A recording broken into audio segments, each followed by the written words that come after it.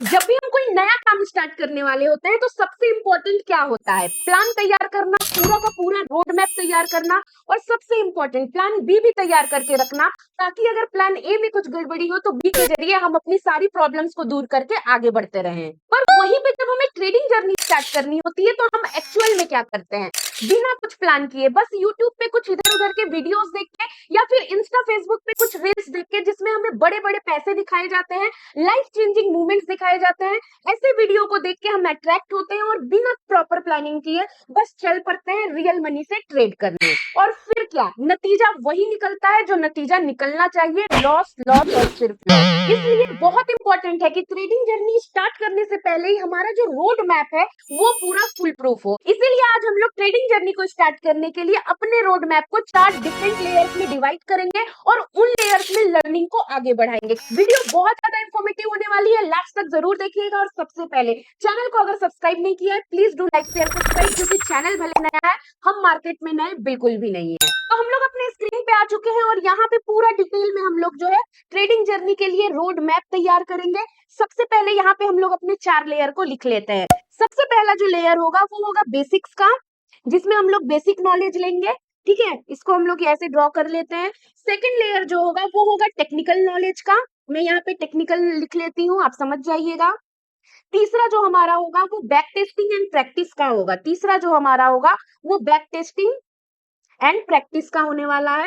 ठीक है, मैं यहाँ बैक टेस्टिंग लिख ले रही हूँ। और चौथा और सबसे इंपॉर्टेंट लेयर एग्जीक्यूशन का होगा, तो एग्जीक्यूशन भी बहुत ज्यादा इंपॉर्टेंट हो जाती है। तो मैंने चारों लेयर के बेसिक्स लिख लिए हैं और हम लोग जो है वन बाय वन अब जो है इसमें आगे बढ़ेंगे। सबसे पहले अगर बेसिक नॉलेज की बात करें तो हमें क्या क्या सीखना चाहिए, तो सबसे पहले बेसिक की अगर बात करें, बेसिक में सबसे पहले हमें मार्केट का कॉन्सेप्ट समझना चाहिए कि मार्केट का कॉन्सेप्ट एक्चुअल में है क्या, ये मार्केट क्या है, कैसे पैसा कमाते हैं, कौन कौन से मार्केट होते हैं। अब जैसे मेन मार्केट की हम लोग बात करें इंडिया में तो स्टॉक मार्केट हो गया, उसके बाद आपका क्रिप्टो मार्केट हो गया, फॉरेक्स मार्केट हो गया। तो इन सब के बारे में आपको जानकारी लेना है कि मार्केट क्या क्या होता है। जब आप मार्केट की पूरी जानकारी अच्छे से ले लेंगे तो सेकंड पॉइंट आता है बेसिक नॉलेज में कि आपको एक सही मार्केट चुनना है। देखिए, अपने लिए एक राइट मार्केट चुनना बहुत जरूरी है। अगर आप मार्केट की जानकारी ही नहीं लेंगे कि मार्केट कौन कौन से होते हैं तो आप सही मार्केट कहाँ से चुनेंगे। तो इसीलिए पहले मार्केट की जानकारी लीजिए, फिर अपने लिए एक सही डिसीजन लीजिए कि आपको कौन से मार्केट में काम करना है। तीसरे पॉइंट की अगर बात की जाए बेसिक नॉलेज में, तो अब आपको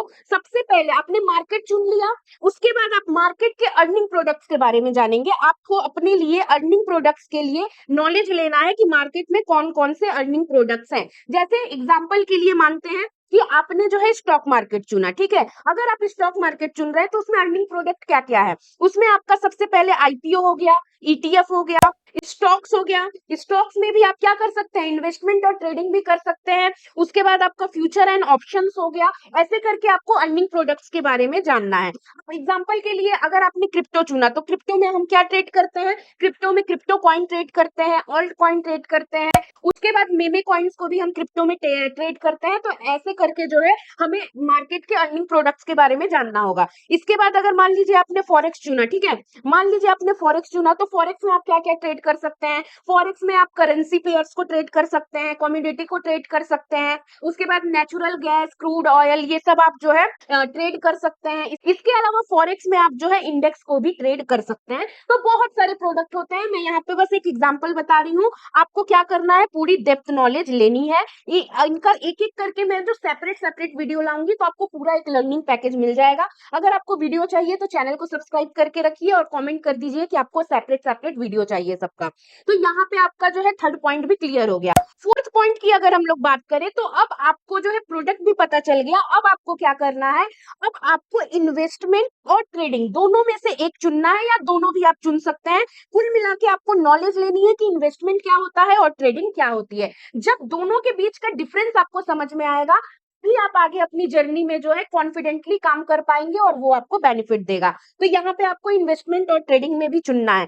फिफ्थ आपको क्या करना है, आपको टाइप्स ऑफ ट्रेडिंग के बारे में पता होना चाहिए, बहुत इंपॉर्टेंट है। क्योंकि लोग ट्रेडिंग को ना एज अ गैम्बलिंग ट्रीट करते हैं, वो लर्निंग नहीं लेते हैं, केवल और केवल कुछ वीडियो देखा, ट्रेडिंग सीख लिया और बस कूद पड़े मार्केट में, फिर बहुत बुरा होता है। तो आपको जो है टाइप्स ऑफ ट्रेडिंग सीखना होगा, पता करना होगा, उसके बाद ही आपको जो है अपने सूटेबल जो आपको सूट करता है टाइप, उस टाइप में जो है आपको ट्रेडिंग करनी होगी। एग्जाम्पल के लिए आपका स्कैल्पिंग भी होता है, उसके बाद स्विंग ट्रेडिंग भी होता है, इंट्राडे ट्रेडिंग भी होता है, तो कई टाइप के ट्रेडिंग होते हैं, पोजिशनल ट्रेडिंग भी होता है, तो बहुत टाइप के ट्रेडिंग होते हैं, सबके बारे में आपको जानकारी लेनी है और उसके बाद ही आपको क्या करना है, अपनी जर्नी में आगे बढ़ना है। देखिए यहाँ तक 5 पॉइंट तो आपने बहुत कुछ मार्केट में सीख लिया। अगर ये पांचों पॉइंट को आपने जो है डीपली सीखा ना, तो आपने बहुत कुछ सीख लिया। अब नेक्स्ट पॉइंट की बात करते हैं। हमें टाइमिंग के बारे में पता होना चाहिए।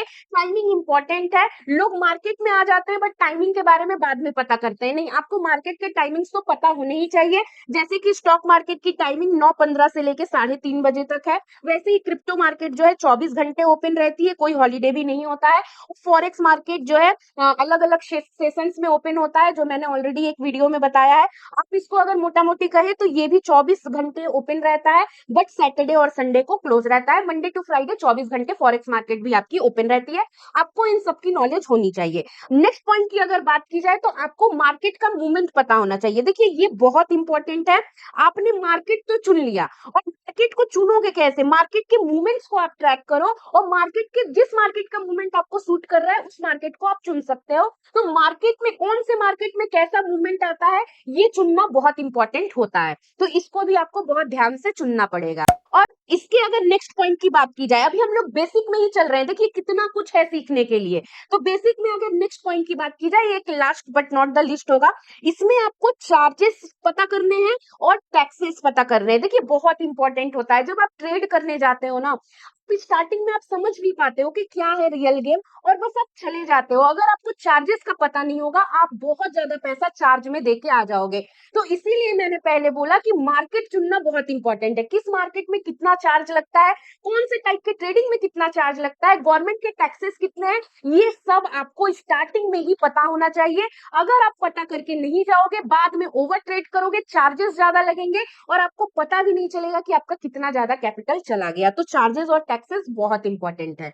तो इसके साथ ही ये वाला बेसिक वाला जो लेयर है उसको हम लोग कंप्लीट करते हैं, और हम लोग नेक्स्ट जो है नेक्स्ट पार्ट में टेक्निकल में आते हैं। और अब हम देखते हैं कि हमें टेक्निकली क्या क्या सीखना चाहिए।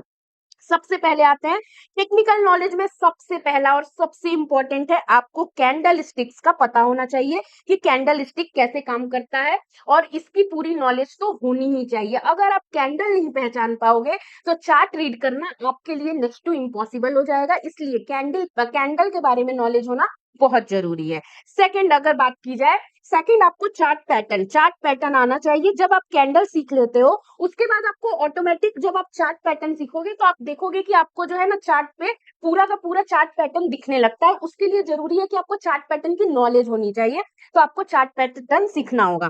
तीसरा बात की जाए, सपोर्ट एंड रेजिस्टेंस बहुत इंपॉर्टेंट है। चाहते हैं कि आपको लेवल पता चल जाए, खुद से लेवल पता चले, किसी की वीडियोस देखने की जरूरत ना पड़े। सपोर्ट एंड रेजिस्टेंस सीखना बहुत जरूरी है। चौथा अगर हम लोग बात करते हैं इंडिकेटर, देखिए लोग बोलते हैं इंडिकेटर अच्छे से काम नहीं करता है, मैं ऐसा नहीं मानती हूँ। जब भी आप अपनी ट्रेडिंग जर्नी स्टार्ट कर रहे हैं, इंडिकेटर पे प्रैक्टिस करना आपके लिए सबसे ज्यादा सुटेबल होता है। ने इंडिकेटर पे अच्छे से हाथ बैठा लिया, आंखें जमा ली, प्रैक्टिस कर लिया, तो बहुत सारी प्रॉब्लम तो ऐसे ही सॉल्व हो जाती है। तो ये सब आपको सीखना होगा। इन सबको मिला के एक बनेगा आपका प्राइस एक्शन। ठीक है, प्राइस एक्शन आपको समझ में आना चाहिए। जब आप ये पूरा सीख लेंगे तो आपको मार्केट का ट्रेंड समझ में आ जाएगा कि मार्केट का ट्रेंड क्या होता है, तो आप मार्केट के ट्रेंड को भी पहचान पाएंगे। इसके बाद आपको जो है थोड़ा सा और प्रो में जाना है, तो स्मार्ट मनी कॉन्सेप्ट आप सीख सकते हैं कि कैसे गैप होता है, कैसे फील होता है, एफवीजी क्या होता है, बहुत सारी चीजें हैं। इन सब चीजों को आप सीख सकते हैं। तो स्मार्ट मनी कॉन्सेप्ट भी आप सीख सकते हैं। बहुत सारी चीजें हैं। टेक्निकल में अगर आपने इतना भी सीख लिया ना, आपने बहुत सीख लिया, इतना काफी है। अगर आपने प्राइस एक्शन पूरा कंप्लीट सीख लिया, इतना काफी है चार्ट रीडिंग के लिए। आप आराम से चार्ट रीड कर पाओगे। चलो ये भी पूरा हो जाता है। चलो यहाँ तक आप कम से कम चार्ट रीड करना सीख गए हो। इसके बाद इसका पार्ट बी स्टार्ट होता है। पार्ट बी में आपको बहुत सारी इंपॉर्टेंट चीजें सीखनी है, जैसे वॉलिटिलिटी। जब आप एफएनओ में ट्रेड करते हो ना, वॉलिटिलिटी बहुत ज्यादा इंपॉर्टेंट हो जाती है, तो वॉलिटिलिटी के बारे में भी पता होना चाहिए। इसके बाद वॉल्यूम, कैसे वॉल्यूम, कितने वॉल्यूम बढ़ रहे हैं घट रहे हैं, ये देखना भी आपको आना चाहिए।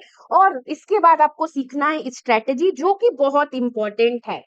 देखिए स्ट्रैटेजी इंपॉर्टेंट है। मान लीजिए मार्केट का ट्रेंड साइडवेज है और आप साइडवेज मार्केट में ऑप्शन बाइंग करने आ गए हैं, आपकी स्ट्रैटेजी ऑप्शन बाइंग की है, तो फिर आपको प्रॉफिट होने से रहा। इसीलिए बहुत इंपॉर्टेंट है कि आप मार्केट के ट्रेंड को पहचान के उस ट्रेंड के हिसाब से स्ट्रैटेजी को इम्प्लीमेंट करें। तो स्ट्रैटेजी सीखना भी बहुत ज्यादा इंपॉर्टेंट हो जाता है। और इस पार्ट का सबसे इंपॉर्टेंट चीज जिसके बिना प्रॉफिट कैरी फॉरवर्ड करना नेक्स्ट टू इम्पॉसिबल है, वो है रिस्क मैनेजमेंट। देखिए प्रॉफिट करेंगे, स्ट्रैटेजी सीख ली, सब सीख लिया, अगर आप जो है रिस्क मैनेज नहीं करेंगे तो आप देखेंगे कि at the end of the day आप लॉस में ही रहेंगे। इसीलिए रिस्क मैनेजमेंट सीखना बहुत ज्यादा इंपॉर्टेंट हो जाता है। तो यहाँ यहाँ तक आपका जो है बेसिक और टेक्निकल दो पार्ट कंप्लीट हो गया। अभी जितना मैंने बताया ना, उतना सीखने में ही आपको 1.5 से 2 महीने लग जाएंगे, अगर आप पूरा प्रॉपर तरीके से लर्निंग लेंगे तो। इसके बाद तीसरा पार्ट आता है बैक टेस्टिंग का। देखिए बैक टेस्टिंग बहुत इंपॉर्टेंट है।